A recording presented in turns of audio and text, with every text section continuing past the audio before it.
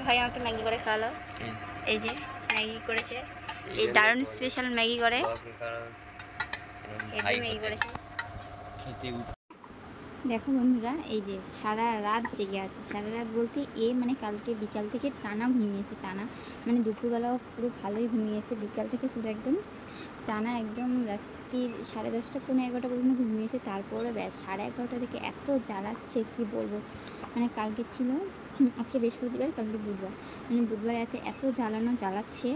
এখনও অবধি দেখো জেগে আছে। জাস্ট একটুখানি ঘুমালো আধ ঘন্টার মতন, এখন ঠিক বাজে 9টা বাজতে যায়, মানে 8:40। ঘুমালো একটুখানি আর সারা রাত জেগে আছে। এর সাথে সাথে আমাকেও জেগে থেকে দেখো আমার চোখে কোনো পুরো ট্যাক্স পড়েছে, শরীরটা কী খারাপ, মানে পেশেন্টের থেকে কম কিছু না। এই যে আমাকে জ্বালিয়েই যাচ্ছে, জ্বালাচ্ছে। কী করছো তুমি? জ্বালাচ্ছ কেন? দেখো দুপুরবেলা এখানে যেরকম অত্যাধিক গরমও পড়েছে, আর তার থেকে বড় কথা একে আমার হাত পাখা দিয়ে হাওয়াও করছে, মানে ঘুমাচ্ছে, মানে একটুও ঘুমাচ্ছে না। যে আর আমি ওর পাশেই শুয়ে আছি। তারপরে দেখো উঠে গেছিলাম, ও ঘুমাচ্ছিল না বলে। শুনতে কই রে, মায়ের দিকে তাকিয়ে আছে কটকট করে।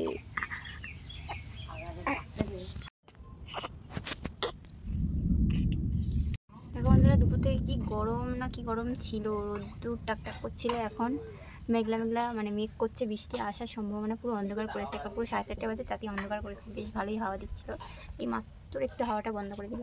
আর এখানে মাথা দিয়ে হাওয়া খাচ্ছে, আর ভীষণ পরিমাণে মেঘ ডাকছে, আর একটু বিদ্যুৎ চমকাচ্ছে। যার জন্য আমি আর আমার বাবুসোনা ঘরে, এটা বাবুসোনার ভাই।